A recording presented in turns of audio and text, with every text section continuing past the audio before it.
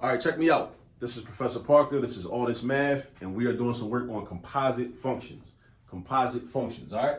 So now, we're about to find f of x. And it's very important to know how to read these expressions when you see them. This little circle indicates that we're dealing with a composite function, all right? Sometimes you'll see it written like this. F of, and then f of x inside the parentheses, right? We got f of x inside these parentheses, f of x inside these parentheses. So we got two sets of parentheses, one right here and one right here. That just means that f of x is inside of itself. So you got an f function inside of another f function, all right? Now this might be a little confusing because you might be used to seeing numbers in a place instead of x, right? They usually give you a number, but don't worry about it though. Don't worry about it. I'm gonna show you how to do it. I'm gonna show you how to do it, right? But I'm glad you noticed that because it's good to notice differences when you see new problems or problems you've never seen before, right? It's good to recognize the differences. That means you're thinking. That's important. So, pat yourself in the back for that if you notice the distinction between that. So what it does is though, is it means you take the f function, and in this problem, this is a little crazy, right? Because you're taking the f function, which is this right here, and you basically you're not putting it inside of g, you're putting it inside of itself.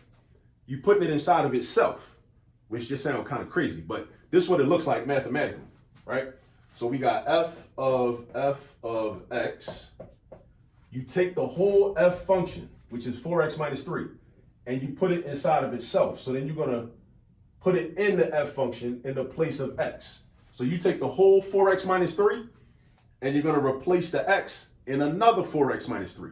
So what we're going to do is we're going to start to write 4x minus 3. We're going to start writing 4x minus 3 because the f is the outside function. So we're going to start writing 4x minus 3. So I write my 4. And then instead of writing x next to it, right? Because that means 4 times x. That means multiplication. Whenever there's a number, this is called a coefficient, or a number written next to a letter, that represents multiplication, right? Again, math is a language. If we think of it as a language, it gets a lot easier, I promise you, right? So 4x means 4 times x. So instead of writing times x, I'm writing times, and I'm going to use parentheses to show that. Man, I got to sneeze. So 4 times this whole function, 4x minus 3. Boom. And then, right, that's just the x though, right? But follow me. Then you write your minus sign. Minus. Then you write your 3. Boom. So now you got it set up. Everything's replaced. But look. Make sure it makes sense though, right? Because this is 4 times x minus 3.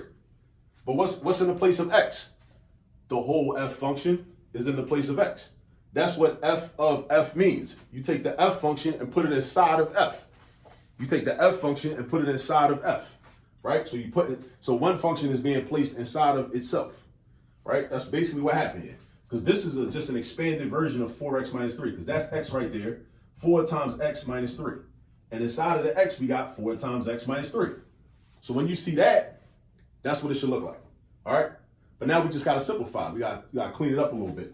So I'm going to distribute the 4 to both things, right? Don't forget to multiply by both. So I got 16x minus 12 minus 3. Now I'm looking for like terms. So all constants are like terms, right? So this 12 is a like term with this negative 3.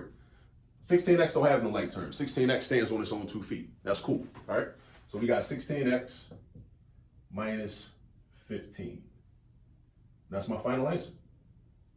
So when you see a problem like this, no number to replace, right? Just 2 functions.